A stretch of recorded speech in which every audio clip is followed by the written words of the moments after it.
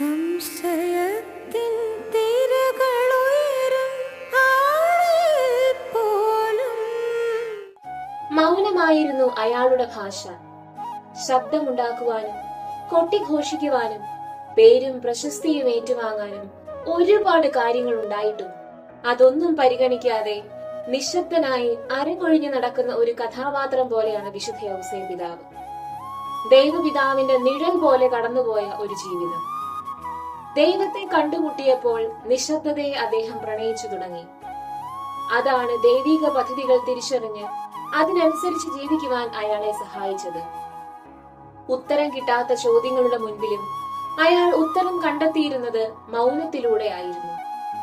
ജീവിതയാത്രകളിൽ ഉത്തരം കിട്ടാതെ ഉഴലുമ്പോഴും നിശബ്ദതയെ പ്രണയിച്ച് ദൈവസ്വരം കേട്ട യൗസേപ്പിനെ പോലെ നമുക്കും മൗനമായി ദൈവസ്വരം കേൾക്കാനും ജീവിക്കാനും ശ്രമിക്കാം.